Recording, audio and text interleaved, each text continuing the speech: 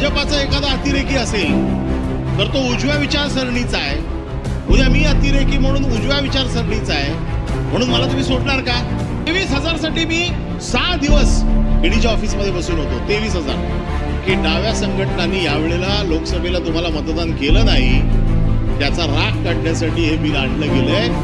मग पहलगाम मध्ये ज्या लोकांनी हल्ला केला त्यांना तुम्ही सोडणार उजव्यात म्हणून? ते पण धर्माच्या आधारावरती आहेत ना.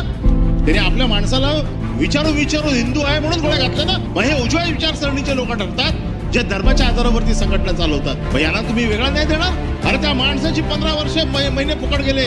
त्याच्या आयुष्यात 15 महिने त्याला जेलमध्ये राहावं लागलं. दिवाळी अधिवेशन चालू असताना काल मुख्यमंत्री देवेंद्र फडणवीस यांनी सभागृहामध्ये जनसुरक्षा विधेयक मांडलं आणि ते मंजूरही झालं. पण हे जनसुरक्षा विधेयक सामान्य माणसासाठी किती घातक आहे, कशा प्रकारे भाजप सामान्य माणसाचा आवाज दाबण्याचा प्रयत्न करतोय, कारण की या जनसुरक्षा विधेयक मधून फक्त भाजप या पक्षालाच फायदा होणार आहे. अनिल परब यांनी मुख्यमंत्री देवेंद्र फडणवीस यांनी जे जनसुरक्षा विधेयक मांडलं होतं त्याच्याबद्दल विधान भवनामध्ये स्पष्टपणे सांगितलं. नेमकं हे जनतेच्या फायद्यासाठी का नाही आणि का त्यामधून फक्त भाजपचाच फायदा होणार आहे? चला सविस्तर पाहू अनिल परब नेमकं काय म्हणाले. सुरुवातच अशी करतो की हे बिल मांडण्याच्या पूर्वी जरा आपल्या देशाची घटना जर बघितली असती आणि त्याचा अभ्यास करून जर हे बिल आलं असतं तर मला वाटतं जास्त बरं झालं असतं. आपल्या देशाची जी घटना आहे या घटनेत डावा उजवा मधला असं काही नाहीये. या देशाच्या घटनेमध्ये समानता, सगळ्यांना सारखी वागणूक, सगळे एकाच तागडीत, सगळे सरळ. म्हणजे आता आम्ही आपल्या डाव्या बाजूला बसलेलो आहोत. म्हणजे आमच्या मुखात येणारे विचार डावे आहेत का? आणि सर्वसाधारण डाव्यांचा रंग हा लाल समजला जातो. आपल्या सभागृहाचा रंग लाल आहे म्हणून या सभागृहात बसणारा प्रत्येक जण डाव्या विचारसरणीचा आहे का? आपला बॅच पण लाल आहे. उद्यापासून खालचे लोक आपल्याला डावे म्हणतील. बाळासाहेबांचा रंग भगवा होता म्हणूनच म्हटलं की त्याच्यासाठीच उभा आहे मी. डावी विचारसरणी म्हणजे कम्युनिस्ट, इक्वल टू ऑल, सगळ्यांना समान, त्यांचे काय असतील ते विचार असतील. आणि उजवी विचारसरणी म्हणजे धर्माच्या आधारावरती असलेली विचारसरणी, म्हणजे त्याच्यामध्ये RSS असेल, बजरंग दल असेल, शिवसेना असेल, सनातन असेल, संभाजी ब्रिगेड, म्हणजे साधारण उजव्या विचारसरणीचे लोक. भाजपा, मग आता भाजपाचा एखादा अतिरेकी असेल तर तो उजव्या विचारसरणीचा आहे. उद्या मी अतिरेकी म्हणून उजव्या विचारसरणीचा आहे म्हणून मला तुम्ही सोडणार का? अतिरेकी दहशतवादी तो उजव्या आहे का डाव्या आहे याच्याशी त्याचा काय संबंध नाहीये. अतिरेकी हा अतिरेकीच आहे, दहशतवादी हा दहशतवादीच आहे, नक्षलवादी हा नक्षलवादीच आहे. तो डाव्या आणि उजव्या विचारसरणीचा असू शकत नाही. तो या देशाचा शत्रू आहे आणि त्या शत्रूला तीच शिक्षा मिळाली पाहिजे की जास्तीत जास्त कठोर असली पाहिजे. ह्या बिलाच्या अनुषंगाने जो वास येतोय आम्हाला, की जे वाटतंय की ह्या बिलाचा गैरवापर कसा होऊ शकतो, या बिलामुळे एखाद्याला ठरवून टार्गेट कसं केलं जाऊ शकतं, जे UAPA मध्ये तुम्हाला शक्य नाही ते ह्या बिलामध्ये तुम्हाला शक्य आहे. कसं तुम्हाला घेऊन जायचंय संघटनेला, कुठल्या संघटनेला बरोबर टार्गेट करायचंय. माझ्या माहितीप्रमाणे जो काय माझा अभ्यास आहे, आताच्या देशातला सर्वोच्च जो कडक कायदा आहे हा UAPA आहे. याच्यावरती हा कायदा नाही आहे. हा कायदा जो बघितलाय याच्यातली सजा किती आहे? 7 वर्ष. 7 वर्ष तर भुरट्या चोराला शिक्षा होते. तुमच्या चोरीची शिक्षा, तुमच्या छोट्या दरोड्याची शिक्षा, तुमच्या मारामारीची शिक्षा ही 7 वर्षाची आहे. मग तुम्ही दहशतवाद्याला, गुन्हेगाराला, क्राईम करणाऱ्याला 7 वर्षाच्या शिक्षेबरोबर मोजताय. आणि तुम्ही आता जे सांगितलं की हे असे लोक सुटले, तसे लोक सुटले, तुम्ही हा कायदा करताना एक विचार करा, कायद्याचा जामीन जो असतो ना तो त्याच्या शिक्षेशी लावलेला असतो. हे तुम्ही काय करताय? दहशतवादाला शिक्षा करत नाहीये, तुम्ही गुन्हेगाराला शिक्षा करत नाहीये, तुम्ही संघटनेला टार्गेट करताय. एखाद्या संघटनेवरती तुम्ही ज्या पद्धतीने तुम्ही करू शकता त्याचं एक साधारण चित्र आम्ही बघतोय की काय होऊ शकतं याच्यामध्ये. आता ह्याच्यामधल्या ज्या तरतुदी आपण केलेल्या आहेत की हे कोणाकोणाला लागू होणार आहे, हे इंडिव्हिज्युअल माणसाला तर लागू होणार नाही असं तुम्ही सांगितलं, एका व्यक्तीला तर लागू होणार नाही सांगितलं. मग एखाद्या व्यक्तीला लागू होणार नाही तर 7 वर्षाची शिक्षा कोणाला? मी त्या संघटनेचा सदस्य आहे, समजा मी ज्या संघटनेचा सदस्य, एखाद्या दहशतवादी संघटनेचा सदस्य आहे, तुम्ही एका माणसाला तर लावणार नाहीये, मग तुम्ही शिक्षा लावणार कोणाला? 7 वर्षाची सजा तुम्ही देणार आहे कोणाला? म्हणजे ती सजा तुम्हाला द्यायची असेल तर त्याला तुम्हाला परत UAPA मध्ये न्यावं लागेल किंवा त्याला परत IPC मध्ये आणावं लागेल आणि IPC आणि UAPA तुम्हाला आधार घेऊनच त्या व्यक्तीला सजा करावी लागेल. मग ज्या गोष्टीमुळे तुम्ही सजा करणार आहात तो कायदा आता अस्तित्वात आहेच ना. पुन्हा एका बाजूने देशाचे गृहमंत्री म्हणतायत की नक्षलवाद आता संपतोच आहे, नक्षलवाद संपवत आलाय, नक्षलवाद जवळपास संपलाच आहे. आणि जर मग नक्षलवाद संपलाय, देशाचे गृहमंत्री सांगतायत की नक्षलवाद संपलाय, तर मग ह्या बिलाचा उद्देश काय? मग हे बिल कशासाठी आणलंय? मग तुम्ही एका बाजूने मान्य करताय की दहशतवाद संपलाय, दुसऱ्या बाजूने तुम्ही बिल आणताय. या बिलाचा उद्देश सांगताना तुम्ही हेच सांगितलंय की नक्षलवादाशी संबंधित, माओवादाशी संबंधित. मग तुमचे गृहमंत्री खरं बोलतायत का? तुम्ही इकडे आणलेल्या बिलाचा आम्हाला विचार करावा लागेल की हे बिल खरं आहे का खोटं आहे का राजकीय हेतूने प्रेरित आहे? बिल जर तुमचं दहशतवाद्यांच्या विरोधात असेल, माओवाद्यांच्या विरोधात असेल, देशविघातक कृत्यांच्या विरोधात असेल तर आमचं त्याला समर्थन आहे. परंतु त्या बिलाच्या आडून राजकीय अजेंडा जर त्याच्यावरती चालणार असेल तर त्याच्या विरोधात आहे. मी हे का सांगतोय? कारण तुमचा मनी लॉन्ड्रिंग ऍक्ट जो आहे किंवा तुमचे वेगवेगळे कायदे आहेत, PMLA आहे किंवा आहे, याच्यात देखील तुम्ही आता जे म्हटलंय ना की सल्लागार मंडळ त्यांच्या परवानगीशिवाय हे होत नाही.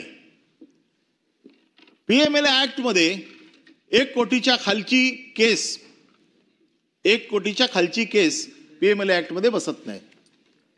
आता तुम्हाला तर चांगलं माहिती आहे, मला ती PMLA ऍक्ट मध्ये फक्त 23,000वरती आकडा तुम्हीच दिला होता मला. 23,000चं बिल भरलंय, जरा सांभाळून राहा. 23,000 साठी मी 6 दिवस ईडीच्या ऑफिसमध्ये बसून होतो. 23,000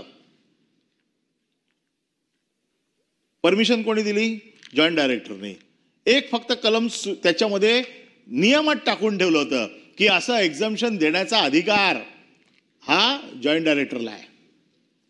आता तुम्ही जे 3 लोक जे सल्लागार मंडळामध्ये बसवलेले आहेत ना, जे सुरुवातीला होते हायकोर्टचे जजेस, नंतर आता काय केलंय, रिटायर्ड जजेस, रिटायर्ड सेशन जजेस आणि सरकारी वकील, हे तिघेही ना तुमच्या हातातलं बावलंय.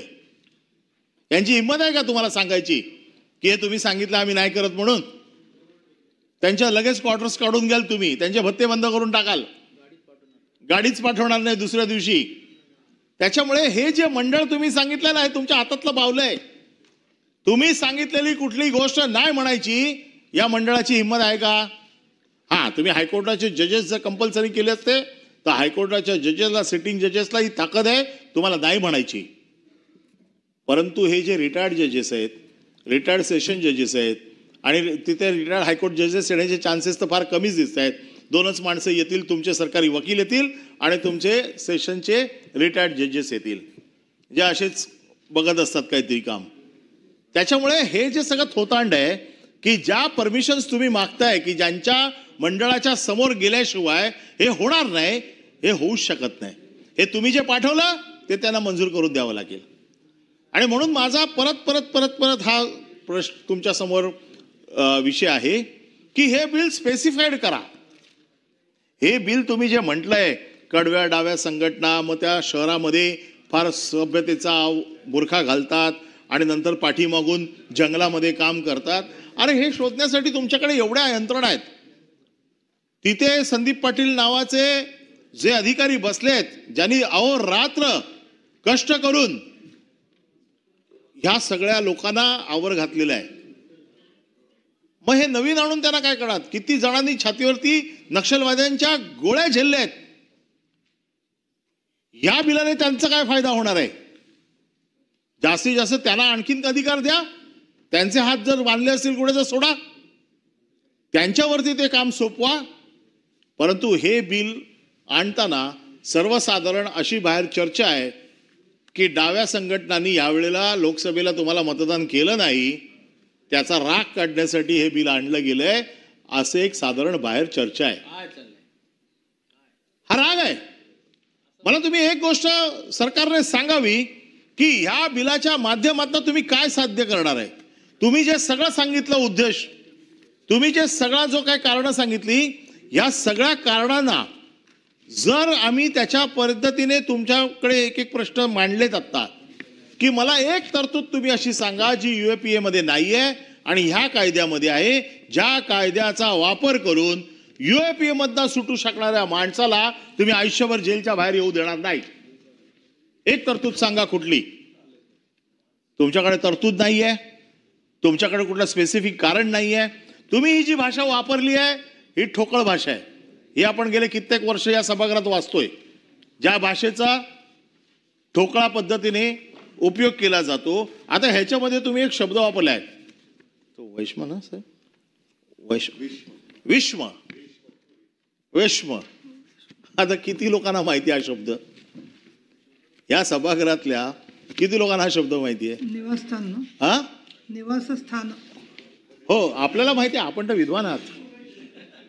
हे विद्वानांचं सभागृह आहे. पण एक विचारलं म्हणून आपलं उत्तर दिलं. मग साधा शब्द वापरा ना. तुमचं घर जप्त करू, तुमचा वाडा जप्त करू, तुमचं निवासस्थान जप्त करू. अरे असे शब्द टाकायचे की पकडलेल्या माणसाला असं वाटेल की काय झालंय, काय काय जप्त करणार आहेत. हे भाषा कुठली आहे? अगदी सोपं सारं सरळ बिल आणलं असतं की बाबा दहशतवादी कृत्य करणार. आता माझा साधा विचार, डाव्या संघटना, उजव्या संघटना धर्मावरती आधारित. मग पहलगाम मध्ये ज्या लोकांनी हल्ला केला त्यांना तुम्ही सोडणार उजव्या आहेत म्हणून? ते पण धर्माच्या आधारावरती आहेत ना. त्याने आपल्या माणसाला विचारून हिंदू आहे म्हणून गोळ्या घातल्या ना. मग हे उजव्या विचारसरणीचे लोक ठरतात जे धर्माच्या आधारावरती संघटना चालवतात. मग यांना तुम्ही वेगळा नाही देणार? मग तुम्ही फक्त डाव्यांसाठी का, उजव्यांसाठी का नाही? डावे आणि उजवे तुम्हाला वेगवेगळ्या करता येणार नाही. या बिलात आमचं बघा, तुमच्या बिलाला समर्थन आम्ही देतोय. कशासाठी देतोय? की दहशतवाद, नक्षलवाद, माओवादांशी संबंधित असलेले लोक एक एक शोधून काढा आणि त्यांना कायमच्या आतमध्ये टाका. ते मरेपर्यंत सुटले नाही पाहिजेत, याच्यासाठी बिलाला समर्थन आहे. परंतु तुमचं हे जे बिल आहे हे ठराविक उद्देशाने आणलेलं बिल आहे. याच्यामध्ये जी काही तुम्ही रचना केलेली आहे बिलाची, या रचनेतनं तुमचा उद्देश जो तुम्ही आता मांडला तो सिद्ध होत नाहीये. जी सिस्टीम तुम्ही लावलेली आहे ती परिपूर्ण नाही आहे. सिस्टीम सगळ्या तुमच्या हातात ठेवलेल्या सिस्टीम आहेत. कारण मी जे कायदे बघितले, ज्या कायद्यांचा वापर फक्त राजकीय कारणासाठी केला जातो, जसा PMLA मध्ये 15 महिने माणसं आतमध्ये ठेवायची आणि ज्या वेळेला सुप्रीम कोर्टात मॅटर जातं त्यावेळेला तुमचा वकील उभा राहतो आणि सांगतो we don't have any objection to release. 15 महिन्यानंतर सांगितलं जातं I don't have any objection to release. अरे त्या माणसाची 15 महिने फुकट गेले. त्याच्या आयुष्यातला 15 महिने त्याला जेलमध्ये राहावं लागलं. कठोर संकटाला त्यांना सामोरं जावं लागलं. याची जबाबदारी कोण घेणार? त्याच्या आयुष्यातले 15 महिने तुम्ही खराब करून टाकले, त्याची जबाबदारी कोण घेणार? आणि नंतर मग शेवटी सुप्रीम कोर्टात सांगायचं ठीक आहे सोडून द्या त्याला. उद्देश असा असता कामा नये. एखाद्याला उचलायचं, एखाद्याला टाकायचं आतमध्ये, त्याची बदनामी करून टाकायची. जो खरा दहशतवादी आहे, नक्षलवादी आहे, त्याच्यावरती जी कडक कारवाई करायची ती UAPA मध्ये तुम्हाला अवेलेबल आहे. हे बिल आणायची त्याच्यासाठी काही गरज नाही आहे. आणि हे जर बिल तुम्हाला आणायचंच असेल तर ह्या बिलामध्ये अतिशय स्पष्टता हवी की हे बिल नक्षलवाद्यांसाठीच आहे, हे बिल माओवाद्यांसाठीच आहे, हे देशविघातक शक्तींसाठीच आहे, जे देशामध्ये आपल्या सभ्यतेचा आव आणून विघातक कृत्य करतायत त्यांच्या विरोधातलं आहे. आम्ही मान्य करू बिल. आजही सांगतो आम्ही सगळे मान्य करू, असं कोणी आम्हाला इथे विरोधक नाही आहे. कारण आम्ही देशप्रेमी आहोत. देशाच्या बाजूने जर एखादी गोष्ट येत असेल तर चांगली गोष्ट आहे, परंतु हे सगळं UAP मध्ये आहे. ताडामिसा होताच ना, पण UAPA हा कायदा जेव्हा बनला त्याचा काढा तुम्ही ढाचा, त्याचे बघा ऑब्जेक्ट्स UAPAचे. याच्यातला अशी कुठली गोष्ट आहे की जी UAPA मध्ये नाहीये? मग हे का वेगळं? आणि तरी पण तुम्हाला वाटत असेल की UAPA ला लूपहोल्स आहेत, UAPA मधनं माणसं सुट्ट आहेत, UAPA ला तर केंद्राकडे पाठवा आणि ह्या बिलाला बदलून आणा. या बिलाचं तुम्ही नाव असं करा की हे देशभक्त, जे देशविघातक लोकांच्या साठीचं बिल आहे, हे नक्षलवाद्यांच्या विरोधातलं बिल आहे, हे माओवाद्यांच्या विरोधातलं बिल आहे. अतिशय साधी सोपी सरळ व्याख्या करून तुम्ही आणू शकता. मला असं वाटतं की हे बिल राजकीय बिल आहे आणि हे राजकीय असल्यामुळे ह्या बिलाला आम्ही विरोध करतो आणि हे बिल सुधारून आपण परत आणावं. UAPA कायद्याच्या सगळ्या तरतुदींचा अभ्यास करावा. घाईघाईत आणलेल्या बिलाला मी विरोध करतो. आणखीन ह्या बिलावरती आमची डिसेंट